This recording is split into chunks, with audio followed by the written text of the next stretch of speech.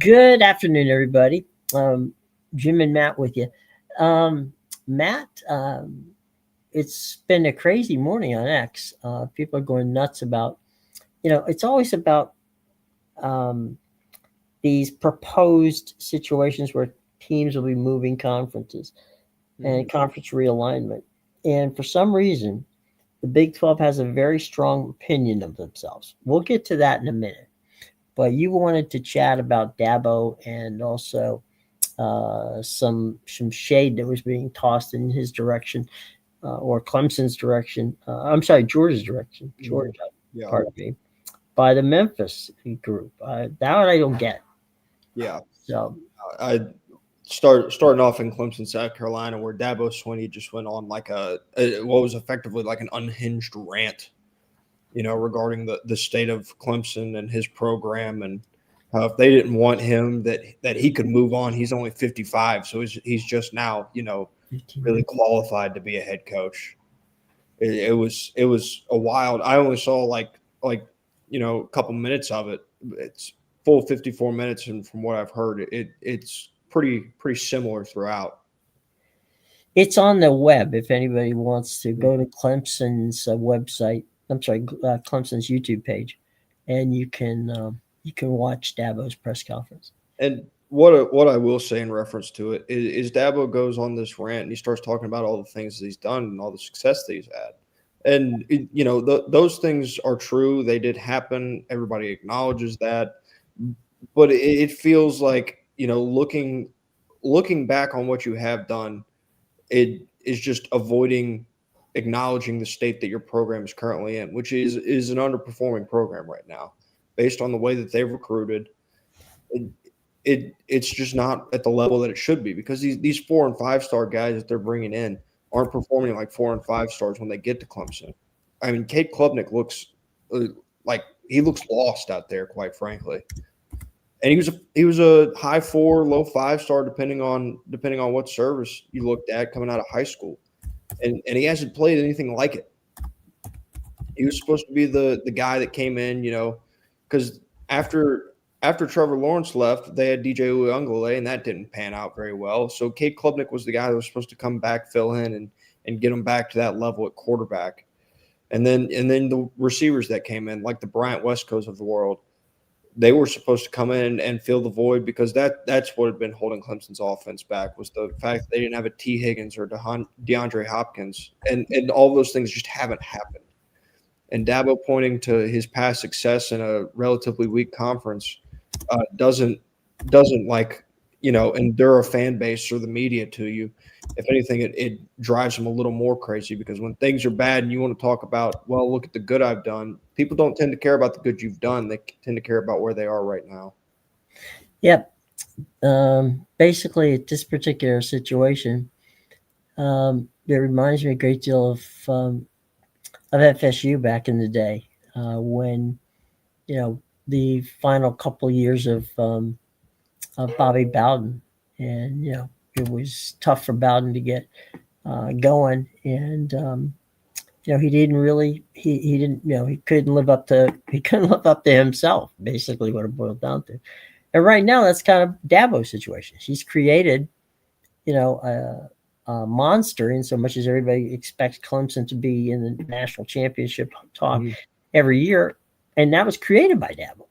But Yeah, now, you know, times have changed, things change, and Dabo's feeling what Bobby Bowden and some other coaches have over the years felt, and that is, you created this dynasty of sorts, and nothing lasts forever. yeah, And so that's he's in that boat, and he's not going to get out of it. And if anything, it's going to get worse. yeah, yeah. Just a very interesting. It feels like kind of where Brian Kelly was really unlikable while he was at Notre Dame, was because it was always like he was dodging, deflecting the questions, and talking about how good he did or why he couldn't perform because of the limitations set on him at Notre Dame. It's like, man, we go pointing fingers, drawing excuses, talking about what I have done. Then it doesn't make people like No, that's not an acceptable answer. No, it's not. And the other thing with Brian's situation was Brian knew what he was getting himself into. I mean, anybody who we'll go back just for a quick second. When Lou Holtz, was taking Notre Dame to championship games and that whole situation where they were constantly in the race. Um, Lou got Lou got Notre Dame to bend, and I'm just saying bend. I'm not saying break, Mm-hmm. bend the rules a bit. But there was they got a new athletic director, and he came in and he said, "You know what? We aren't going to bend the rules anymore." And so, sorry, Lou, this is how we're going to run the show. Mm-hmm. It didn't work out well for Lou. Lou left, and Notre Dame has, like, you can't say that they've languished. They've done pretty well. Mm-hmm. And then you got when Coach Freeman came in after Coach Kelly. Mm-hmm. He seems to have found the magic, sauce. Yeah. They're competitive, and they are, academically. Every kid that gets there is there. He's not overworking the portal, Mm-hmm. and he's playing by Notre Dame's rules and realizing that, you know what, if I can get the kids that I need and they can play, then we can compete. Yeah. No, they're in a really good state right now. Notre Dame is with Marcus Freeman. I think he's done a fantastic job there. I was a bit skeptical when he first got hired, to be honest with you, but he's done nothing but prove me wrong in my initial belief of them hiring him. And he's also, he's proven, I think, more than anything, to be um, a head coach that a lot of people are looking at as kind of like, you know what, this guy is level headed. He plays he plays by the rules, and he's somebody that should be respected. And I think that helps him from a recruiting standpoint. Yeah. And then, moving on to the other mind-boggling. Somebody gave a coach a mic and they start talking out of the right side of their mouth. Was Ryan Silverfield at Memphis? Was on his I think it was his coach's radio show up there in Memphis, and I he was talking about like a team mantra, I think it was, and like things that you don't do. And then he just tosses a shot at Georgia and some of the speeding issues they've had over the past years. And something that just made no sense at all. Coming from his standpoint and like where he is and where that program is, what are you doing tossing a shot over there? Why? They're not on the schedule. You don't play them this week. What was it for? Memphis is getting heat on a number of levels. One, they're getting heat because this $250 million, commitment that they wanted to get by their way into the Big 12 conference didn't fly with Brett Yormark. It didn't fly with anybody else. Mm-hmm. The other thing is that they're not scheduling strong enough opponents. If you look at what Tulane and South Florida and a number of teams in the American have scheduled, they've scheduled some serious, games. We talked about Tulane. They got Ole Miss this week. Mm-hmm. And they're really, it's hard to get, their stadium isn't on campus. It's the old Liberty Bowl, and it's, Yep. yeah, they renovated it. That's fine and good, but they don't have a basketball facility on campus. Their their window of opportunity to go to a Power Four conference is gone. They don't want to admit it, but it is pretty much gone. Yeah. Because they don't have the academics to meet that situation. And I'm not just throwing in Memphis under the bus. I mean, Memphis has had phenomenal both football and basketball teams. There's no question about that. Can't argue that fact. But you and I talked about Bob Bowlesby yesterday and how Bowlesby went and backfilled for the Big 12, right? Yeah. Memphis wasn't on that list. Mm-hmm. So, it's not like Memphis. Do we take Memphis or we take Houston? There wasn't even a thought. Mm-hmm. Memphis wasn't even on the list. So, you can yell all you want to at me, but the fact of the matter is that is a fact. So, Yeah, and I'll give Memphis a little credit. They play Arkansas. They've got Arkansas coming to Memphis this yeah. week. I don't know how they convinced Arkansas to come to Memphis, but they did. But when you compare what they've done this year scheduling wise, just versus like Tulane. They played Duke. Now they're playing Ole Miss. They played Northwestern as well. Mm-hmm. 3 P4 schools. And then you go over to USF. They played Boise, and they played and then they played Florida, and then they played Miami. Like that's good scheduling. You're putting yourself in a good position Mm-hmm. to go be the G5 spot when you schedule like that. Because like even in those games, if you schedule 3 high level P4 games, Mm-hmm. you win 1 and lose 2, and you win out the rest of the time, you've got a very legitimate argument to be the G5 spot because of how you schedule. Mm-hmm. Memphis isn't doing that. No. And it's hard, the deal with Arkansas is a home in a 1 and 2, right? Mm-hmm. Arkansas comes there, and then they go to Arkansas twice. Yeah. Same thing with why Oklahoma traveled to Temple last week. Right. So, it's you're getting it that way. So that's the way it works. And not a bad deal. It's just you got to do what you got to do to get them to play against you. Yeah. South Florida has that same situation with Notre Dame. They did play Notre Dame twice before, and now Notre Dame's coming back to play 4 games, 2 and 2. But that's kind of what South Florida did with Alabama when they went. Yeah, there in 2023. Right. Mm-hmm. So there's a gap. They will play that. Actually, they're going to play the first one. It's possible that they could open their new stadium against Notre Dame. Mm-hmm. So that would be amazing. But you got to play. I mean, when Bobby Bowden got to FSU, Bobby Bowden scheduled. He had 4 top 25 teams. In 1980-81 when he started, and he ended up beating 3 of the 4. The only team he lost to was Nebraska. Yeah. And so what did it do? It suddenly Florida State, who no one looked at, suddenly was on the map. So to do it, I mean, could you end up losing all of them? Of course you could. But if you want to upgrade the program, then you got to play. You got to play with the big boys. Mm-hmm. It reminds me kind of like Boise State in the early 2010s. Yeah. They went on that run of scheduling. I know they had one in Atlanta against Georgia at the Georgia Dome. But they went on a run, and when they were going really good and they beat Oklahoma in that Fiesta Bowl, they were scheduling everybody to start their years. Like anybody and everybody, they wanted to play everybody. There were people who didn't want to play them. Mm-hmm. Yeah. It is funny though, seeing some of these bigger P4 schools go to these smaller schools. I know Iowa State went to Arkansas State last weekend. Mm-hmm. That's a funny one. Last year, Missouri took a trip up to UConn.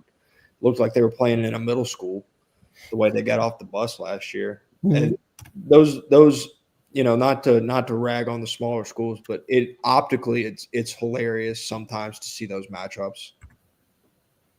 Yeah, I mean, you see the names, and you know that the whole thing is all I want to do is go and get my picture taken with them and get off the field as fast as possible. Yep. But yeah, I mean, then look at what happens when you get an App State goes to Michigan and accidentally, oops, oh, by the way, we beat them. Mm-hmm. It happens. Doesn't happen often, but it does happen. And I think, at the end of the day, that's you look at it and you go, okay, let's see where we can go from here. Mm-hmm. And then NIU goes to Notre Dame and beats them. I'm sorry? I said, and NIU goes to Notre Dame. Mm-hmm. Right. I mean, It does happen, and usually we get one a year, right? Somebody goes out who was supposed to not win, and they do win. So good on them. It's a good situation. I want to get back we talked a second ago about the demise of the ACC. I don't see it. I mean, I know that the Big 12 people are suddenly pounding their chest, going, "Well, we'll take this team, we'll take that team." It's like, well, who who exactly wants to go? Yeah. I mean, we know where Florida State and Clemson and North Carolina and Miami want to go, Mm-hmm. but last time I checked, there hasn't been any invitations to any of those guys yet. So just because you want to go doesn't mean you're going to get there. Hell, if anybody knows that, they should be Memphis. Mm-hmm. Yeah. No, I don't know. It, especially talking like contract wise, it's not going to happen for a while. It feels redundant to talk about it right now. I know people love hypotheticals. It seems like we end up talking about hypotheticals more at the end of the season than we do what's actually happening. Right, more about than the actual Yeah. games. Yeah. What would Alabama or South Carolina have looked like, in Happy Valley last year as opposed to Right. SMU, stuff like that. But that's all they are is hypotheticals. They're never going to happen. Mhm. Like this ACC conversation isn't one that's going to be had for another 5-6 years. Well, it's going to be around 2029. Okay. Okay. All right. So let's just play it out for just a quick second. Let's say, all right, let's say FSU, Clemson, Carolina, and Miami are gone. Okay. Um, does that make? I mean, I don't see the teams like Duke, Pitt, Wake Forest, North Carolina State, you know, um, Boston College, Syracuse, chasing SMU, who just got in the league, Mhm. um, Stanford and Cal. They're not going to the Big 12. There's No. no need to. And by the way, how much money do you think that they're going to get paid to take them? It does makes no sense whatsoever No. for that. And I just think that it make you feel better, I guess, to say that all of a sudden the Big 12 is gonna bring in a bunch of teams. Well, yeah, that'd be great, but I can tell you four of them who don't want to be there now. And those are the four teams that got bounced when the Pac-12 went. I mean, they figured, okay, fine, this is it, but I guarantee you they're not happy being there. Yeah. No. I mean, I don't know. I didn't realize there were people that just like rooted for the Big 12 outright, and no, that was a thing. You learn something new every day, but it's not. It's the odd one out when it comes to conferences. Everybody has something. The ACC has their academics. They have their basketball. Mm-hmm. No, they're pretty good at the Olympic sports as well. Mm-hmm. When it comes to the SEC and the Big Ten, it's football. Like Mm-hmm. it not saying that they don't have other stuff that they do well as well, because they do. Mm-hmm. The SEC and baseball, they're fantastic at. But in terms of like their football, they're jockeying for 1 and 2 in football every year, and they're the biggest name brands that money can buy. Mm-hmm. And then there's the Big 12, and they're not the best at football. They don't have the biggest names. They're not fantastic at basketball. Baseball is kind of eh. Their basketball isn't bad. Yeah, it's not bad, but it's not. They leave. It's like you kind of look at it and go, okay, like what is it that you do well? What would be their specialty? If you could pick out a specialty, what do they have? Softball. The answer is not much. Yeah, Because yeah. softball was Oklahoma. Oklahoma It was is now. Yeah, and I'm just saying they moved over to the Oklahoma State's got a pretty decent softball, but now we're down to talking softball, which is that's good. you're to the wrong. weeds on this one. Okay. So um, I'll let you get out of here on this, my friend, and that is your Red Sox lost to the Athletics. But all that being said, if they can go, I'm going to say if they go 500 the rest of this season, which is basically only a week and a half, um, they'll get that third wild card spot. It feels like it's asking a lot right now, to be honest with you, when it comes to Mhm. the Red Sox.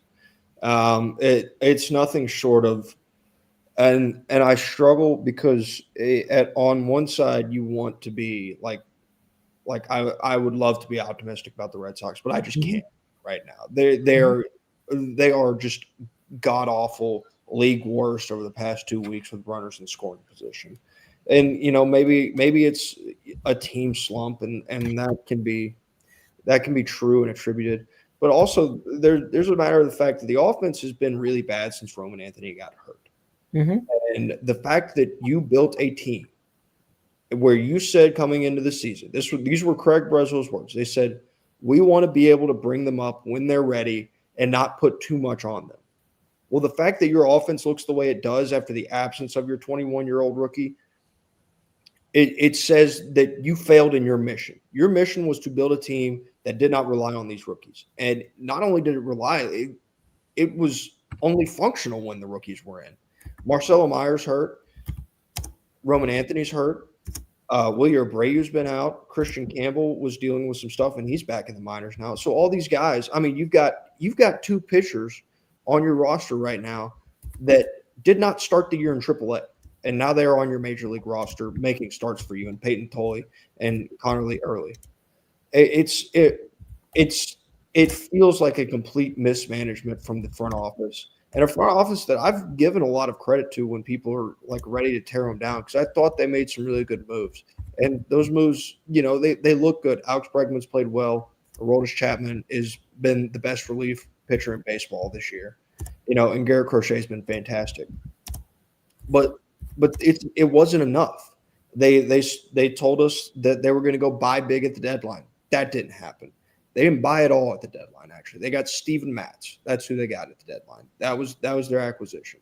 And then they lucked into the fact that the Washington Nationals DFA'd Nathaniel Lowe, and he chose to come sign a contract there to fill their position at first base when they tried to play anybody but somebody who played first base. They've got a laundry list of problems. I hope they get into the playoffs simply for the playoff experience of it. But I am almost fully out on the Red Sox this season just because they've gone ice cold. And it's as much as it's about team makeup and everything else. There's also this certain they talk about teams getting hot at the right time. Well, you can get cold at the wrong time too. Right. That's Mhm. that's right where they are right now. Well, I think tonight I'll be interested in seeing what Lucas Giolito shows up.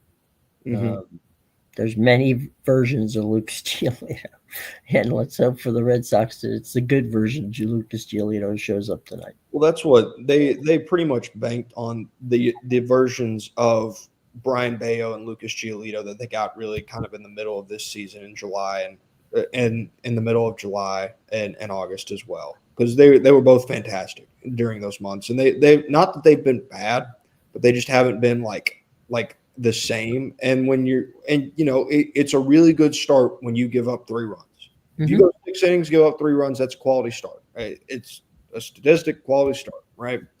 But if your offense can't score 3 runs, it doesn't matter, and Sure. that's the state they're in right now. Last night, Connerly Early went 5 1/3 innings, and it reads that he gave up a run, but that run was given up by Greg Weissert because when Early left the game, that runner was standing on first. He came around to score, and then another one came around to score, and that was it. The Athletics needed 2 runs to win that baseball game last night. And the Red Sox had countless opportunities with runners in scoring position.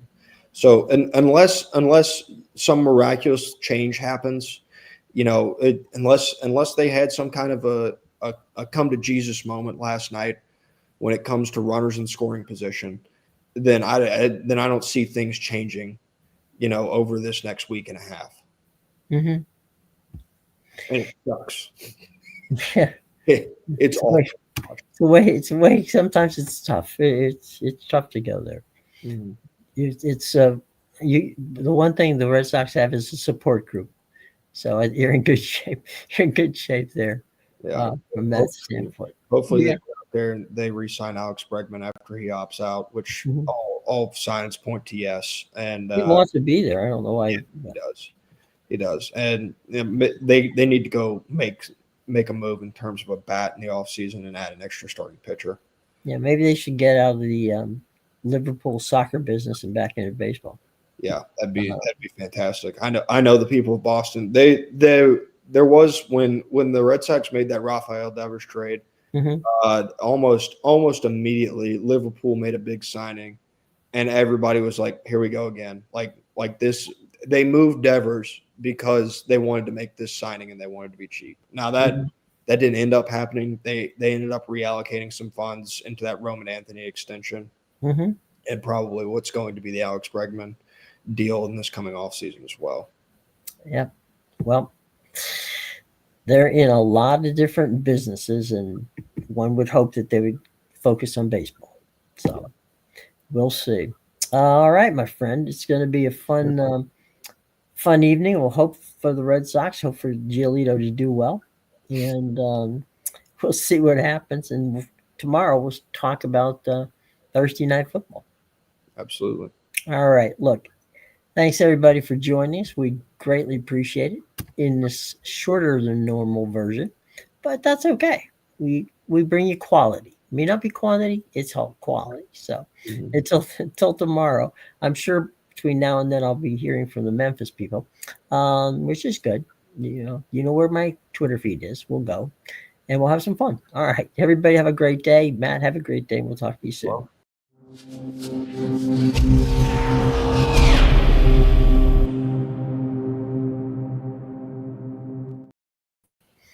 How was